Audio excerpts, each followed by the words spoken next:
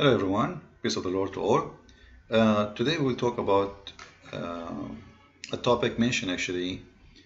It's two different stories, but both stories they share one thing, which is a blind man. So I want people to think and read with me carefully what we will see with us on the screen. Now before we start, people they are asking me, they are searching, they could not find my book, the paperback. They found Kindle only. If you go to Amazon, please do the following. You can search either by the name of the book or simply you just type my name, Christian Prince, and you will see all the names, all the books I have. And this is the paperback, all right? And it's shipped very fast. I think maybe 2 days because the one is doing it is Amazon. And what they are doing, they have already books in Europe, Australia. So I don't think they ship it international. Mostly it's shipped local. This is why it's very fast. I'm just guessing this is why I explain, because some people order it, it was almost less than 2 days. So I hope you will find it easy. Just go to Amazon.com and search for the name of the book, or just type my name and you will see all the books has my name. Now we go back to our topic. The blind man story with Jesus simply is very beautiful story, and it's not only just about Jesus doing a miracle, it's about wisdom. You will notice one of the disciples asked Jesus what sin this blind man he did, like what did his parents did sin or something, why he's blind. So Jesus he said no, neither of them did sin, but that will show the glory of the Lord. And he was he was changing the understanding of the Jews for a long time. They think that if someone he have a problem in his body, or he's ill, or he's have a sickness, that means you did commit sin, or your parents did something bad, so it came in your birth. That's why the blind man he's born as a blind man. So he make it clear this is have nothing to do with sin, and you are wrong. At the same time, we know the story, and actually I'm going to play the audio later so we can see the story in the Bible. However, in the Quran, there's the same story. Remember, in the story in the Bible, the blind man, he wanted to see. The blind man, he is a person who desperate. Like, this is not really a surprise, right? Imagine, God forbid, you lost your vision, or you are a person with my love to all those who they are blind. I have a very special respect for them and love for them. When you lose your vision, the first wish you will have is to have a vision, especially if you are a person who never know what vision means. So this is maybe the most important thing for a human being to wish. You see today people they are making plastic surgery for their nose and for their lips. That because simply they are living the fantasy of gifts. Like they don't recognize how many beautiful things God He gave them. And one of it is the vision. So now because they got all those things and they got the money and they got the wealth, so they are busy with doing stupid things in their body. So they put silicone in their lips, silicone in their cheek, silicone in their, I don't want to say where, in their breast. And then at the end of the day, like after a few years, you will have cancer and you will die. And they will tell you, oh, sorry, we found that this is, at that time, we thought it was okay, and now we discover it's not. So a blind man, there is no way he will wish anything except to see. The same story happened to Muhammad. A blind man, he come to him to complain about his blindness. You know what? When a person he complain about his blindness, what does that mean? He's hoping, because he do not need to tell about it. You know, a Muslim, he might say to you, oh, he's telling the Prophet he cannot go to jihad. Well, he know that. He's a blind man. Nobody will ask him to go anywhere. This guy, he can go to the bathroom. So it doesn't make sense anyway. The blind man is coming to complain about his blindness. What does that mean? It means he's asking Muhammad to make a miracle. Obviously, this blind man, he thought that Muhammad, as long as he is a prophet of God, and he claimed that Jesus is just a prophet of God.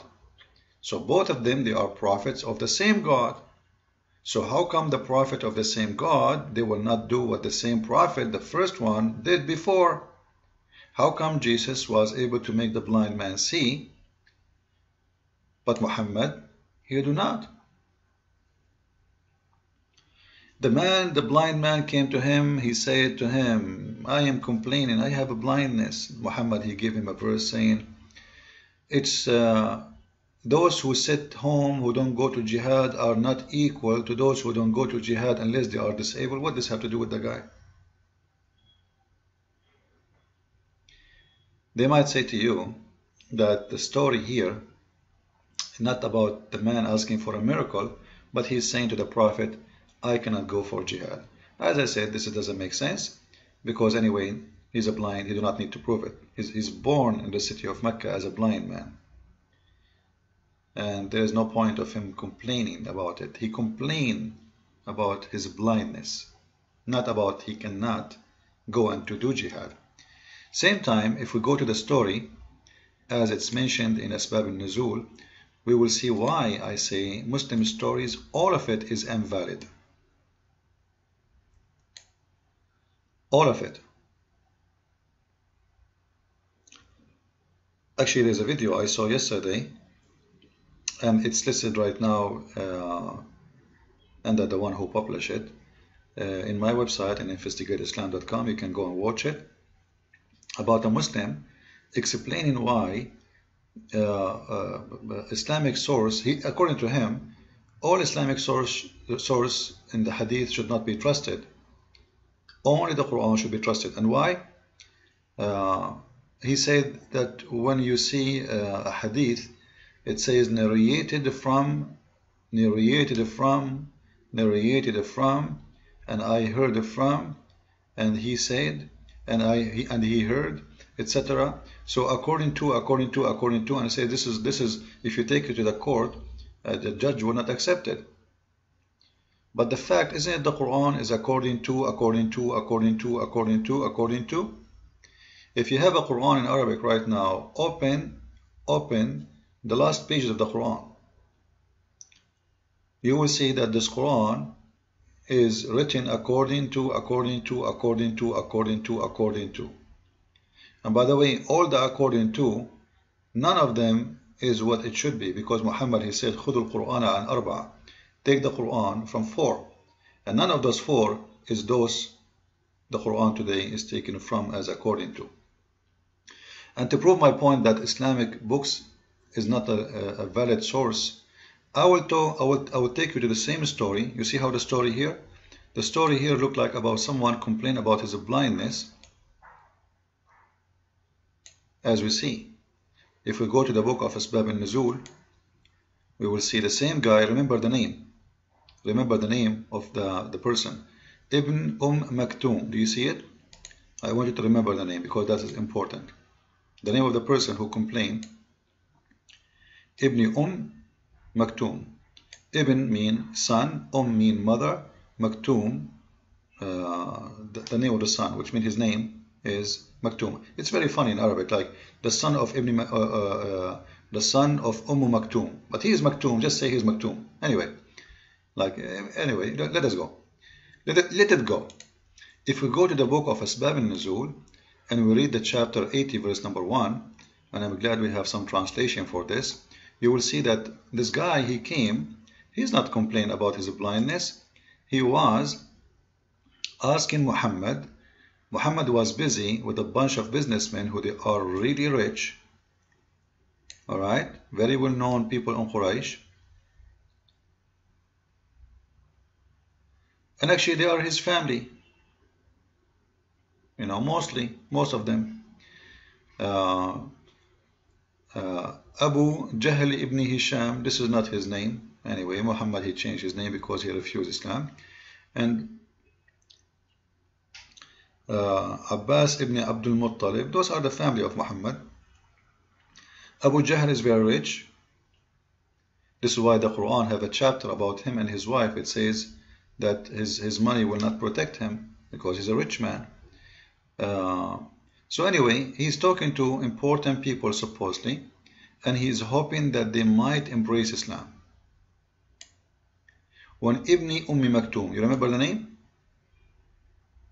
Stood up and said, O Messenger of Allah, teach me of that which Allah has taught you. If you think about the story here,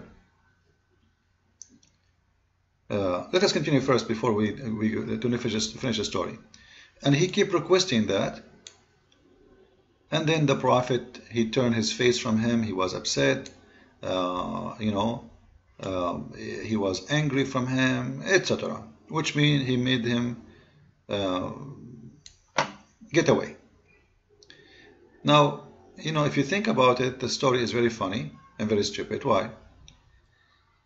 If this guy Muhammad is trying to convert those people about Islam,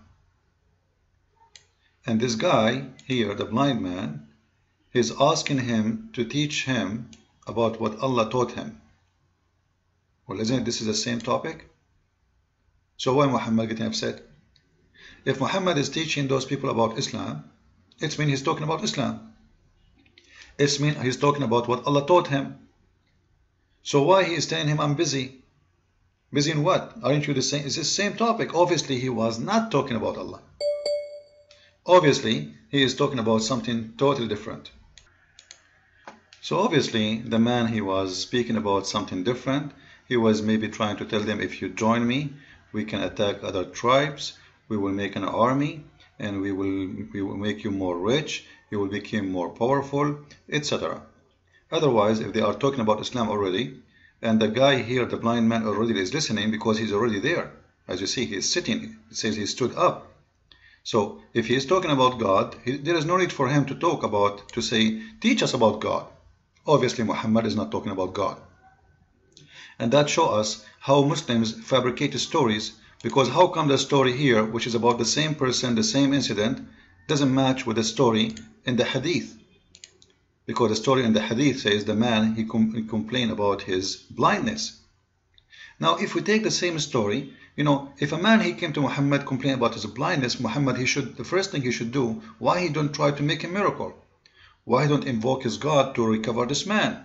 So everybody will see that Muhammad is a true prophet of God. He know he cannot do it. He know he's a false prophet. He know there's no God he have. Same time, if we go to the Bible, we will see the following. As Jesus passed by, he saw a man which was blind from his birth. And his disciples asked him, saying, Master, who did sin, this man or his parents, that he was born blind? Jesus answered, Neither hath this man sinned, nor his parents, but that the works of God should be made manifest in him.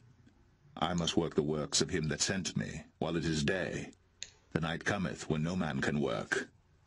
As long as I am in the world, I am the light of the world. When he had thus spoken, he spat on the ground, and made clay of the spittle, and he anointed the eyes of the blind man with the clay, and said unto him, Go wash in the pool of Siloam, which is by interpretation, sent. He went his way therefore, and washed, and came seeing. Anyway, you can read the rest of the story by yourself. We don't have much time. So you see the difference between Jesus, that Jesus, first, he correct people wrong understanding about the reason to be blind or to be ill. It's not about sin. It's not about anything of that. Number two, Jesus did not wait for someone to tell him what to do. He just made the man see. You see the huge difference?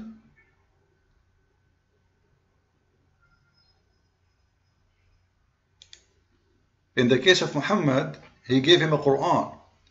In the case of Muhammad, he made fun of the blind man. He was upset. In the case of Jesus, he gave him vision. He gave him eyes. He created eyes for him. That is Jesus. And this is your Muhammad. Christ is Lord.